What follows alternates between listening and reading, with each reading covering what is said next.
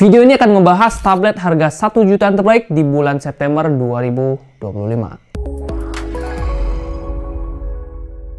Yo guys, Ragadget bersama Rah Krisna sini, dan kali ini kita akan ngasih 5 tablet harga 1 jutaan yang paling worth it ya untuk kalian beli di bulan September 2025. Sedikit spoiler aja, tablet di sini kita akan bahas sesuai dengan keunggulannya. Nanti ada tablet yang bisa dibilang jadi pemenang banget dari 5 list yang akan kita bahas, yang harusnya akan sangat gampang kita rekomendasikan. Ada juga tablet dengan body compact ya, yang bakalan cocok banget buat kamu yang perlu tablet buat dibawa kemana-mana. Dan ada juga tablet sejuta umat, alias yang paling laris di pasaran saat ini. Dan bisa jadi itu cocok juga buat kebutuhan kamu. So pastikan kalian simak videonya ya, kita udah bantu juga dengan chapter biar kalian bisa mendapatkan tablet yang paling pas sesuai dengan kebutuhan.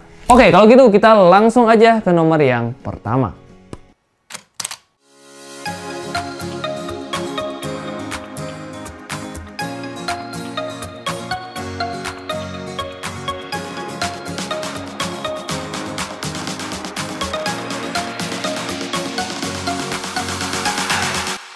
Tablet 1 jutaan terbaik yang pertama adalah Redmi Pad 2. Tablet ini sukses bikin gadgetin sampai ngasih judul di videonya. Tablet 2 jutaan udah semantap ini. Dan saat video ini dibuat, harganya udah turun guys, menjadi sekitar 1,9 juta. Harusnya jadi makin mantap nggak sih? Yes, saya sudah coba bandingkan tablet ini dengan semua opsi tablet di harga 2 juta ke bawah. Dan rasanya nggak berlebihan kalau bilang Redmi Pad 2 ini adalah tablet terbaik nomor 1. Nomor 1 di performa, nomor 1 di layar, dan nomor 1 dari segi kapasitas baterai. Mulai dari performanya, Redmi Pad 2 ditenagai chipset Helio G100 Ultra plus grafis Mali G57 MC2. Skor Antutunya aja itu udah menyentuh sampai sekitar di 400 ribuan. Dan ini adalah skor terkencang di kelas tablet 1 jutaan. Main game Mobile Legends bisa rata kanan mulus ya di 60 fps. Genshin di settingan lowest bisa lancar di 60 fps. Dan Call of Duty Mobile di settingan medium bisa dapat rata-rata 41 fps. Lanjut ke bagian layar. Redmi Pad 2 membawa layar berukuran 11 inch IPS dengan resolusi mencapai 2,5K. Satu-satunya tablet yang berani ngasih resolusi 2,5K di harga segini. Udah gitu refresh rate-nya 90Hz dan brightness-nya bisa mencapai 600 nits. Pilihan terbaik buat kamu yang lagi nyari tablet dengan layar yang tentunya udah nyaman buat nonton, buat dipakai di outdoor, dan juga udah oke buat dipakai gaming. Soal baterai juga badak guys, 9000 mAh ya dengan dukungan fast charging 18 watt. Spek lain dari tablet ini juga oke, mulai dari kamera 8 megapiksel di belakang dan 5 megapiksel di depan. Port yang lengkap hingga bobot yang ringan. Cek lengkapnya di scene berikut ini.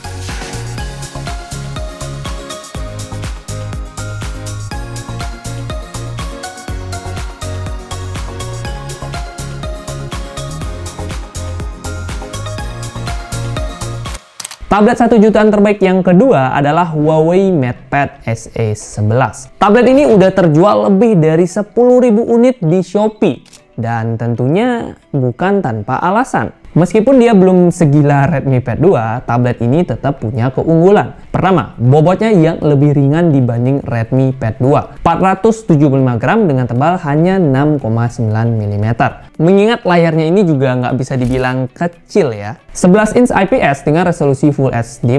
Otomatis bakalan cocok lah ya buat yang sering bawa tablet ini kemana-mana tanpa harus pegel. Tapi tetap bisa dapetin layar yang super lega. Baterainya juga udah tahan seharian, 7700 mAh. Secara kapasitas, MatePad SE11 ini memang lebih kecil daripada si Redmi Pad 2. Tapi kalau urusan kencang-kencangan ngecas, ini juara satu guys. Nice. 22,5 watt fast charging yang mana ngecas dari 0 ke 100 bisa kelar sekitar 2 jam aja. Ya kesannya masih agak lama, tapi ini udah lumayan guys dibandingkan dengan tablet sejenis yang rata-rata perlu waktu hingga 3 jam. Beralih ke performanya, Huawei MatePad SE11 ini hadir dengan chipset Kirin 710A dengan Mali apa tuh?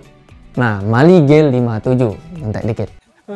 Kalau dibandingkan dengan 4 tablet di list ini, Kirin 710A berada di ranking yang menengah ke bawah. Tapi bukan berarti dia bakal nge-lag ya, lebih ke kurang cocok aja buat kebutuhan berat kayak main game. So buat kamu yang nggak terlalu sering atau bahkan mungkin nggak pernah ya main game-game berat kayak Genshin ataupun PUBG Mobile settingan rata kanan, harusnya performa dari tablet ini udah cukup buat kebutuhan kamu. Nah, untuk lengkapnya mulai dari kamera, RAM, storage, dan lainnya bisa cek di scene berikut ini.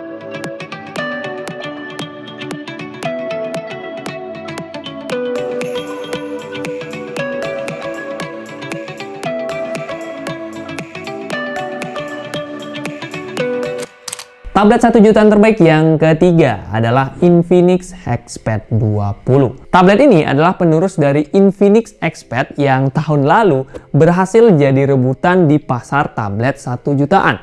Sampai-sampai stoknya itu suka habis, guys. Nah, apakah si XPad 20 ini bisa mengulang cerita yang sama? Well, sebenarnya dia punya potensi meskipun dikasih downgrade nih guys di beberapa aspek. Chipsetnya turun nih dari G99 jadi G88 dan kecepatan chargingnya juga turun dari 18 watt menjadi 10 watt aja. Meski begitu, tablet ini tetap punya bagian-bagian yang menarik. Contohnya kayak layarnya, tetap bagus dan lega. 11 inch IPS beresolusi Full HD+, kecerahan hingga 546 nits dan refresh rate-nya ini udah 90 Hz. Buat kamu yang lagi cari tablet dengan layar lega dan udah enak lah buat nonton, scrolling, browsing, tentu ini adalah kualitas layar yang bisa kita rekomendasikan. Begitu juga ketahanan baterainya, 7000 mAh yang bisa scrolling nonstop hingga 10 jam. Beuh, sampai berotot nggak tuh jempolnya? Infinix XPad 20 dibekali RAM 4GB dengan storage 128GB eMMC 5.1. Ada juga varian 8GB dengan storage-nya di 256GB di harga sekitar 2,2 jutaan. Kalau kamu tertarik, link pembelian dari dua seri ini ada di keranjangnya YouTube Shopping ya, ada di bawah lah. Nah, soal ergonomis, tablet ini punya bobot yang cukup ringan di 498 gram dengan tebalnya ini sekitar 7,9 mm. Kamera belakang ini punya resolusi di 8 megapiksel dan 5 megapiksel di kamera depannya. Terus dia juga udah pakai USB Type-C yang juga support OTG dan tentunya masih ada combo audio jack. Jadi buat kalian yang masih punya headset atau headphone gitu yang colok-colok gitu, nah di tablet ini masih aman. Spek lengkapnya cek aja langsung di scene berikut ini.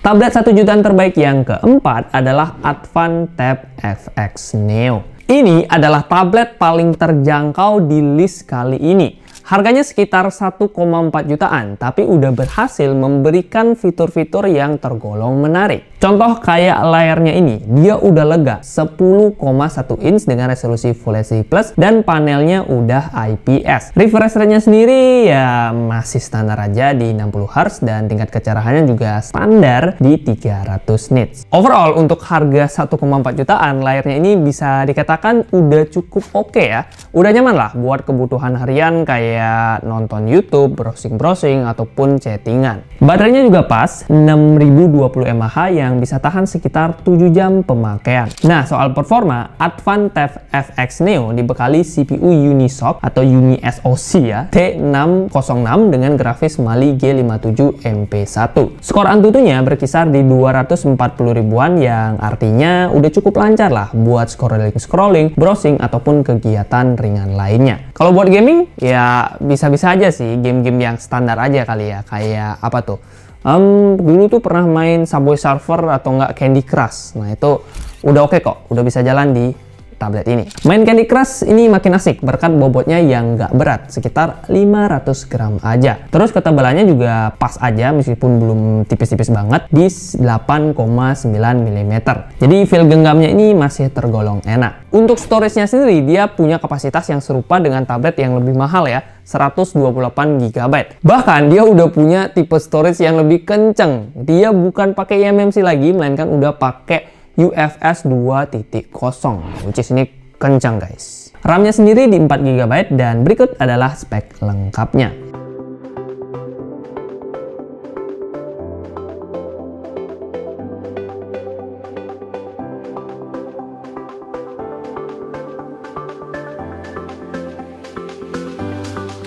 Tablet 1 jutaan terbaik yang terakhir adalah Redmi Pad SE versi 8,7 inch. Tablet compact yang enak buat dibawa-bawa. Auto recommended lah buat kalian yang perlu tablet nih ya. Layarnya masih lebih gede dari HP tapi masih enak, nggak terlalu berat buat dibawa-bawa. Nah, ini salah satu rekomendasinya. Beratnya cuma 373 gram cuy. Ini jauh lebih ringan dibanding tablet 10 inch ke atas yang biasanya bisa sampai 500 gram. Menariknya, meskipun ringan-ringan gini, baterai yang ditanamkan tetap gede. 6650 mAh. Beh, ini kalau dipakai buat nonton ya, kalian punya Netflix tuh ya, bisa nonton hingga 10 jam nonstop.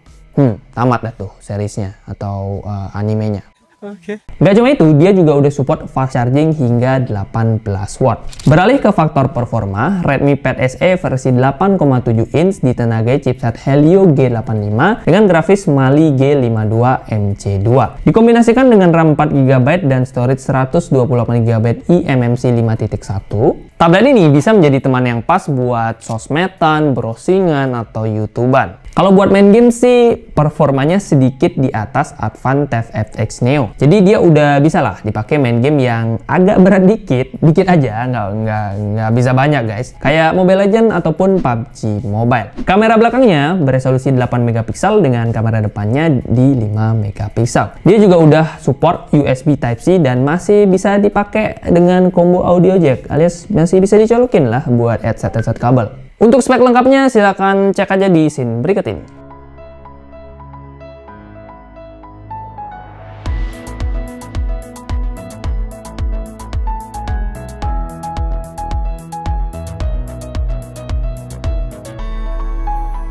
Yo guys, itu dia rekomendasi tablet 1 jutaan terbaik yang bisa kalian pertimbangkan di bulan September 2025. List lengkap dari 5 tablet tadi, ini kebiasaan laptop sih. Bisa kalian cek aja di keranjangnya YouTube Shopping. Itu ada di pojok kanan bawah video ataupun di bagian deskripsi video. Nah, kalau kalian masih punya pertanyaan, masukan, atau apapun, silahkan drop juga ya di kolom komentar. Dan semoga nanti kita bisa berdiskusi secara sehat hingga kamu bisa menentukan tablet 1 jutaan terbaik untuk kebutuhanmu. Oke, terima kasih buat yang sudah nonton. Like kalau kalian suka, dislike kalau nggak suka. Dan kita ketemu di konten rekomendasi berikutnya. Subscribe. Ini rekamannya jam 12 malam ya, jadi subscribe ya guys ya. Thank you.